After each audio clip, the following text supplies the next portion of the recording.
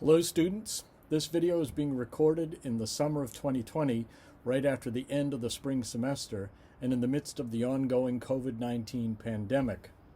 Since we do not yet know for sure what format our classes will take in the fall, and since there's some likelihood that at least some of us, both students and faculty, will have to be away from campus for a time should the mitigation plans prove ineffective, or should compliance with or enforcement of public health guidelines prove impossible, I am preparing a video version of each of my lectures for the class to have it ready if and when it is needed. It's also the case that necessary distancing requirements in the classrooms may make it impossible that the entire class can be in the same room at the same time. In that case, those whose turn it is to stay away from campus may find these video lectures a better option than relying on a live classroom feed via Zoom or some other technology. So if you're watching this video, it means that we are, for reasons of public and personal health, still unable to meet together in a traditional face-to-face classroom format. All the same, I'll continue to do my best to teach you what I know with whatever tools I have at my disposal. Enjoy the lecture.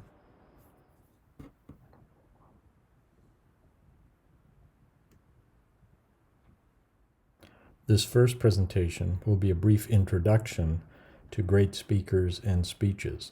I want to talk a little bit about what we're going to study and what our approach will be for each class with each famous speaker and speech. So we will study 26 famous speakers and altogether 30 famous speeches. That means, of course, that for a few speakers we'll be reading more than one speech.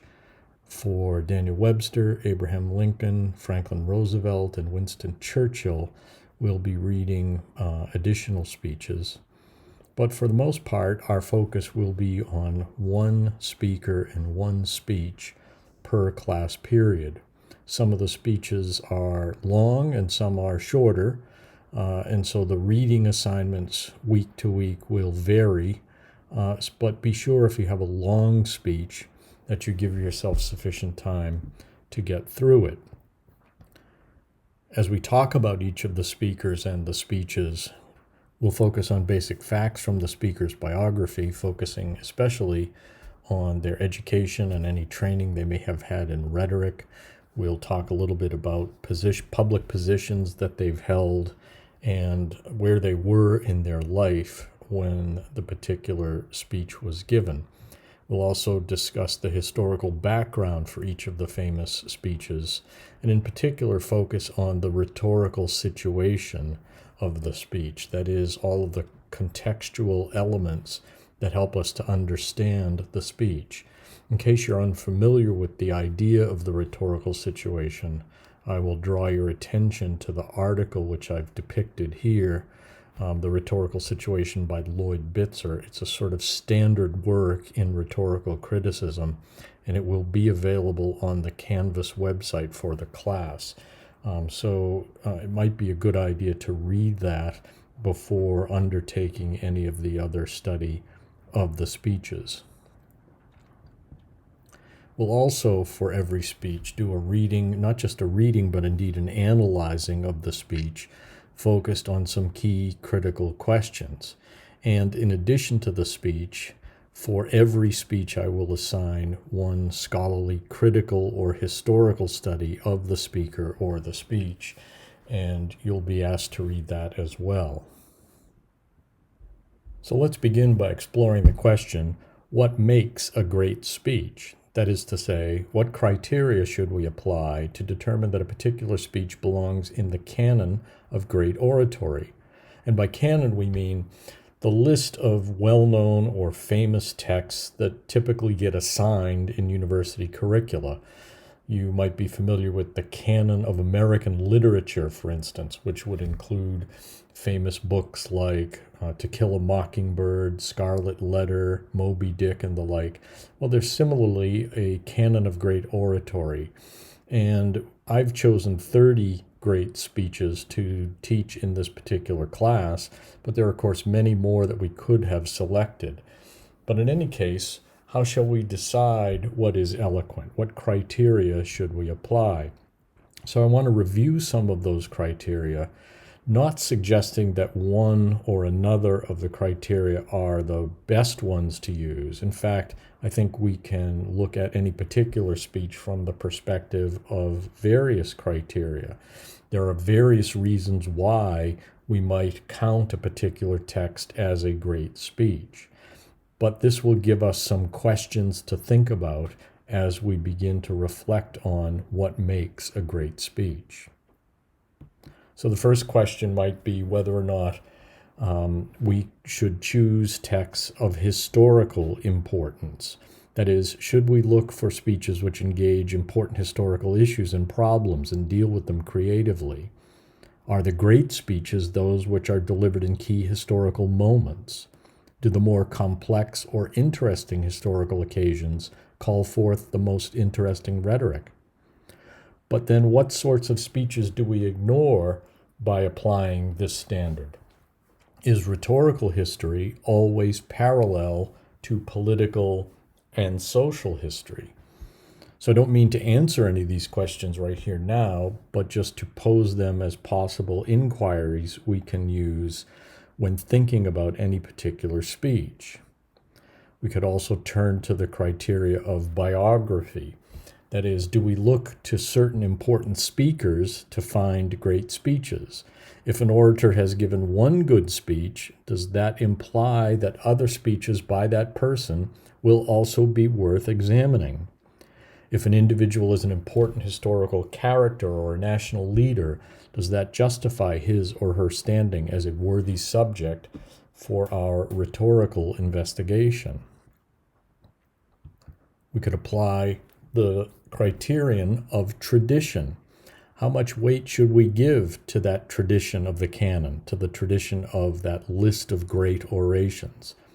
Which are the speeches collected in anthologies and read by generation after generation of college students and educated citizens? What constraints, though, are imposed by that standard? Is it, for instance, too conservative? Does the test of time prove greatness? That is, if a speech has been read and been found interesting by one generation and then also by later generations, does that in itself give evidence of the greatness of the speech? What about effectiveness? Should a speech be great only if it achieves its apparent persuasive goals? Can we accurately measure rhetorical effect?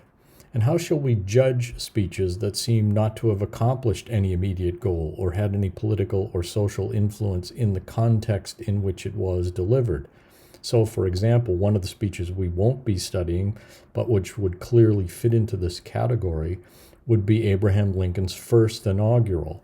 In that speech, Lincoln makes a great effort to try to avoid the Civil War after 7 of the southern states had already seceded from the Union. And of course, even though I think the speech is quite eloquent, he failed in his immediate goal of preventing the Civil War. But does that mean Lincoln's first inaugural is not a great speech? What about literary or aesthetic standards? Do we decide that a speech is great because of the artistic craft of its form or style? Because it represents an excellent model of the art of oratory? How has the artistic standard changed from age to age? What are our standards now? So if we look at a speech, say, from the middle of the 19th century, there was a speech that I taught in this class in the fall of 2019, a speech by Rufus Choate. It was an epideictic speech celebrating the anniversary of the landing of the Pilgrims at Plymouth. And it's, I think, a brilliant speech, but the students found the style of the speech, that is the artistry of the language that Choate used, they found it almost impenetrable, didn't like it very much. And that was one of the reasons I removed it from the list for this semester. But it raises the question, how important is a literary or aesthetic standard in determining whether a speech is a great speech? And how do those changing standards then reflect on the canon of great oratory? What about theoretical complexity? Does the speech provide an interesting paradigm of a well-known theoretical doctrine? So, for example, do we read a particular speech as a great speech because it's a really good example of how Kenneth Burke's dramatism theory can be used to explain a speech? Or does a speech offer multiple and rich critical possibilities? One of the reasons some of the speeches we've chosen have endured in the canon is because critics continue to write interesting analyses of these speeches. So the speeches themselves, the texts offer continual, multiple, and rich critical possibilities. Is the speech complex enough to support sustained critical attention? That is there enough interesting things to say about the speech which makes it an interesting subject for study? Is it critically interesting from a variety of theoretical perspectives? So could you read the same speech and undertake an analysis that was interesting and penetrating first by looking at it from, say, an Aristotelian perspective or classical rhetorical perspective, and then approaching it maybe from the argumentative theory of Richard Weaver from the 20th century? What about an ethical standard? Do we select or reject a speech on the basis of its ethical position? That is, do we approve of what the speaker says, and do we approve how the persuasion was accomplished or attempted? Do we apply some measure of truth to the claims of the speaker? And should we demand that great speakers not use slick tactics to persuade? Do we recognize things like courage, justice, wisdom, and other virtues which are evident in the speech? What about the standard or criterion of ideology? Should we look for great speeches only among those which support or advance political or ideological goals we approve, or sustain a value system consistent with our own? Do we tend to admire only those orations that use the same political vocabulary we do? What about marginal voices or radical speeches? What about orations that propose political goals or values that we find offensive? So somebody like John C. Calhoun, who was a leader of the Southern slave culture, but considered to be one of the greatest orators in the United States Senate throughout the first half of the 19th century, is he automatically disqualified from being considered in a canon of great oratory because he defended slavery? Then what about the criterion of genre? Is it right to narrowly define the genre of oratory to include just symbolic action in the form of a traditional public speech? If we expand the genre, do we dilute the value of eloquence? Can other communicative forms be considered great speeches? So, for instance, you have TED Talks on YouTube now, right? Are those considered great speeches, or could they be? Are there certain directions in which eloquence has expanded that ought to draw our attention, that is, beyond the traditional oration in a public speaking setting? So these are some of the criteria we could apply to determine whether or not any particular speech qualifies as a great speech. And again, I think we could apply any number of these criteria to any of the texts which we're going to study. The point is not to identify one criterion or one set of criteria that could be used for all the speeches, but rather to give some insight into the possibilities for answering this question, what makes a great speech? And then when we get to analyze speeches, we want to think about what the critical questions are that we can use for speech analysis. That is, what critical questions form the foundation for the analysis and interpretation of rhetorical discourse? What question can lead us into reflections on the speech that go beyond a mere journalistic description or summary paraphrase of the speech?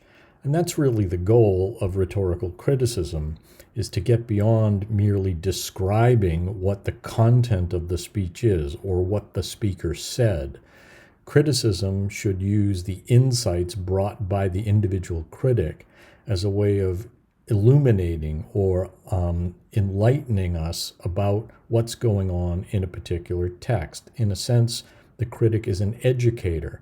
Having read a text with a certain level of expertise, he or she will be able to point out things going on in the text that the casual reader might otherwise miss. The critic educates the reader of the criticism into or about what's going on in the text. That is, why this particular text is an interesting piece of rhetorical art. So these are some of the critical questions, at least that we can begin with, to engage in speech analysis.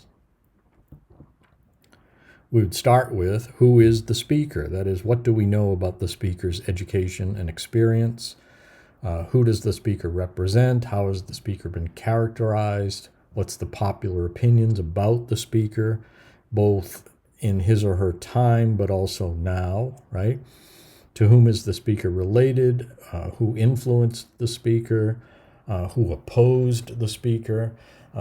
Who did the speaker imitate, or with whom could we compare the speaker? What were the speaker's political views, religious views, their ethics? What noted accomplishments or other speeches have they given? What's the worldview or philosophical perspective that is articulated in the speech? And what are the clues in the text that reveal something about the character of the author or the speaker? And so in this last question, we're getting close to this notion of ethos that Aristotle talked about, right? But the key thing here is to begin to reflect on and study the relationship of the speaker to the text of the speech. And then, what is the speaker saying? First of all, what's the basic content and message of the speech? And then, looking a little further, what are the arguments, reasons, and evidence given in support of the speaker's claims? And from what source or sources are these arguments and evidence taken? How is that message relevant or important to us? It may be an issue that was settled long ago, but perhaps also in the way in which the speaker approached the difficult question, there is still some relevance or lesson for us to learn from what the speaker did. What did that message say to the audience in the day that the speech was given? And how is that message like that of other speeches with which we are familiar? We could also focus on when the speech was delivered. That is, what historical events form the context for the speech? What other speeches from that time throw light on this one, right? Was it part of a debate? Were there other voices in that same debate which took a different perspective on the same issue? Or was the speech given in response to another speech? What other historical periods are relevant for understanding the context of this speech? And how was the speech spoken through time to our concerns? How has the speech spoken through time to our concerns? This goes back again to the question of the ways in which historical texts can still be relevant to us. Does it help us understand something going on in our world today because of the way the speaker treats a particular issue in the historical context? Then we could look at where the speech is delivered. It's important to know something about the immediate location of the speech. What is the immediate occasion of the address? How does that location and space, and indeed the occasion, influence the speech? How does the occasion define indeed the type of speech or the particular purpose or goal of the speech? And to what genre of public speaking does the speech belong? And this is a very basic but important question to begin with. What kind of a speech is it? That is it responding to a particular kind of rhetorical situation or rhetorical occasion? And so we find similarities in speeches that respond to similar situations. This is one of the points that Bitzer makes in that rhetorical situation article. So think about where the speech was delivered. And then why was the speech delivered? What's the immediate persuasive goal, or what we might call the exigence, the motivating exigence of the speech? What did the speaker wish to accomplish? And against what obstacles did the speaker struggle? What was the need or problem that the speaker wished to remove or mitigate or amend? So most of the time, people get motivated to speak because they see something's wrong in what's going on. And so it helps to know what it is that the speaker is trying to accomplish by the introduction of rhetorical discourse into that situation. And again, to what other speeches can this one be compared? We can gain some great insights into what makes a particular text artistic by knowing what it does better, perhaps, than other speeches of the same sort. But it also helps us to know the ways in which rhetorical situations are alike. All of this can help us explain the motive or the purpose, the goal, the why a particular speech was delivered. And then, to whom was the speech addressed? Who was the immediate audience for the speech? Who was the historical or extended audience for the speech? And by that I mean, how does the speech go beyond its immediate circumstance to speak to perhaps later generations or a much wider audience, or even an audience of people who were not even born at the time the speech was delivered? Who is the implied or ideal audience for the speech? And that is to say, apart from the actual people who were in the room or who were listening on the radio or on television, what kind of person, who are the people that would ideally respond to the appeals and arguments of the speaker? That is, what does the speech text itself reveal about the type of person it was intended for? Or what does the speech text itself tell us about the audience the speaker imagined he or she was addressing? And that gives us this notion of second persona, or the implied or ideal audience for the speech, which comes not from historical investigation, but from an interpretation of the text itself. And then how does the audience of the speech impact the strategy of the speaker and the content of the speech? And here we're getting into one of the other key terms in Bitzer's article on rhetorical situation, this idea of constraints. Presumably, any speaker understands who his or her audience is, and they have the purpose of trying to persuade them or influence them with their words. And so we look at the way in which then an audience might constrain what options are there for the speaker. That is, what strategies are likely to work with a particular audience. What appeals will resonate deeply with the audience the speaker wants to address.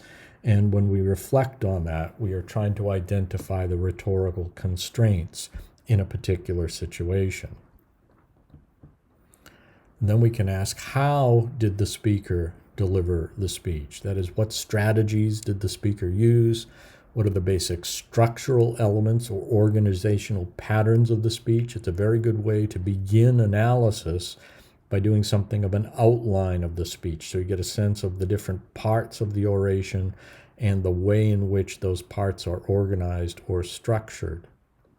What appeals, ideas, emotions, reasons, aspects of personal character did the speaker employ or make evident in the speech? And again, some of this can be revealed or be revealing of who the audience is. It can also give us insights into aspects of the character of the speaker, right? And these also reflect some of those constraints that we are talking about. That is, any particular strategy, any appeal or emotional appeal or argument form may tell us something about what the speaker thought his or her audience was like. So did these strategies influence other speech making? That is, a particular oration can have an influence on later speech making, or they could have themselves been influenced by previous or other speakers. So were the strategies in the speech borrowed from or influenced by other speakers? And then to what other speeches might this one be compared? It helps first to know the genre of the speech. Is it a forensic speech? Is it a eulogy? Is it a legislative debate? And so that helps us to get a sense of what speeches might be compared.